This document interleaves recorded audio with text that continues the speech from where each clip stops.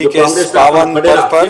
तमाम जोधपुर वासियों को मेरी ओर से होली की बहुत बहुत शुभकामनाएं और आप तमाम मीडिया कर्मियों को भी आप सबके परिवार में मेरी ओर से होली की बहुत बहुत शुभकामनाएं कि आने वाला पूरा साल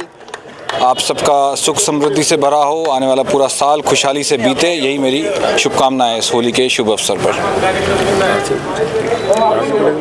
जी हाँ, कुछ बोलना सर। आरसीए में जो घोटाले का मामला सामने आया है उसको लेकर एफआईआर दर्ज कराई गई है और जो अभी वर्तमान के लिए एडहॉक कमेटी का गठन किया गया है। इसमें आरोप यह है कि जो आरसीए के पैसे का गबन किया गया, तो आप जहां आरसीए को छोड़ के गए थे उसके बाद इस तरह की चीज़ें नहीं, देखिए पिछले एक साल से जिस तरीके से मेरे को इस्तीफ़ा दिए हुए एक साल हो गया, मगर उसके बावजूद भी आप देखिए अभी तक चुनाव संपन्न नहीं हो पाए, जो अपने आप में दुख इस बात का होता है कि आरसीए की अंदर की राजनीति भी है और बीजेपी के अंदर की राजनीति के अंदर कम से कम प्रदेश के क्रिकेट खिलाड़ियों का नुकसान नहीं होना चाहिए,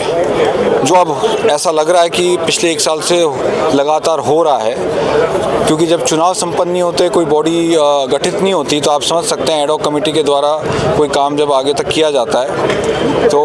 इसमें जो नुकसान सबसे ज़्यादा है वो क्रिकेट प्रेमियों का और क्रिकेट के जो खिलाड़ी हैं जिनको हम चाहते थे कि युवा खिलाड़ी आगे आएँ क्रिकेट के, उनका ऊपर सबसे ज़्यादा नुकसान हो रहा है। और जिस तरीके की बातें आ रही हैं, जिस तरीके की घटनाएं हो रही हैं, ये अफसोसजनक है। और मैं कहना चाहूँगा, अभी कुछ दिन पहले पूर्व मंत्री आदरणीय राजेंद्र राठौड़ जी ने भी कहा था कि वैभव गहलोत कौन से कोई रणजी प्लेयर थे, तो मैं उनको जवाब देना चाहता हूँ कि आदरणीय राठौड़ साहब, मुझे तो ऐसा लग रहा है कि ये आप अपने पुत्र को आरसीए में अध्यक्ष अभी तक एक साल से नहीं बना पा रहे हैं, क्या शायद उसकी खींच आप मिटाने के लिए इस तरह से बातें कर रहे हैं? क्योंकि संयम लोढ़ा जी ने जो स्टेटमेंट दिया था वो जनरल स्टेटमेंट था, किसी एक नेता पुत्र के लिए नहीं था, मगर उसके बावजूद भी आपने जिस तरह से हमला किया तो ये दिखाता है कि आप खुद अपने पुत्र को अभी तक अध्यक्ष नहीं बना पाए, शायद उसकी पीड़ा आपके मन में कहीं ना कहीं झलक रही है, इसलिए आपने बेवजह इन बातों को तूल दिया। सर, कांग्रेस के रिफॉर्म की बात की जा रही है, बूथ लेवल पर जो कार्यकर्ता है उनको वापस जो है जागृत करने की कवायद की बात की गई, तो जो कार्यकर्ता है बूथ लेवल पर उनको लिए क्या संदेश है? देखिए, अभी हम जालोर सिरोही के दौरे से मैं सीधा जोधपुर पहुंचा ही हूँ। हमारे जो सह प्रभारी हैं आदरणीय ऋतिक मकवाना जी, जो एआईसीसी का संदेश लेके आए वो यही था कि हमें बूथ और मंडल स्तर पे कमेटियों को और मजबूत करना है। और जिस तरीके से ऋतिक मकवाना जी ने पिछले 3 दिन जालोर सिरोही का दौरा किया, उदयपुर भी गए, राजसमंद भी गए और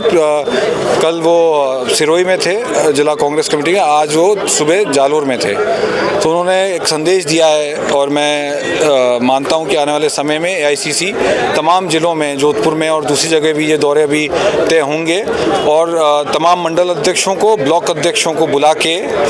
और एक इंटरेक्शन का सेशन जिस तरह से जालोर सिरोही में हुआ, आने वाले समय में सभी पूरे राजस्थान के जिला कांग्रेस कमेटियाँ इस तरह से आयोजन करेंगी। और आगे जो, क्योंकि भाजपा सरकार बात कर रही है 1 स्टेट 1 इलेक्शन की, तो 1 स्टेट 1 इलेक्शन के लिए कांग्रेस पार्टी को मजबूती के साथ खड़ा होना है, क्योंकि सारे निकाय चुनाव, पंचायत चुनाव सब जब एक साथ होंगे तो पार्टी के मंडल स्तर तक और ब्लॉक स्तर तक किस तरीके से मजबूती रहे, उसको लेके अभी से रूपरेखा बनाने के लिए एआईसीसी ने ये निर्देश दिए। आप सबको होली की मेरी ओर से बहुत बहुत शुभकामनाएं, तमाम मीडिया कर्मियों को, आप सबके परिवारजनों को। Thank you.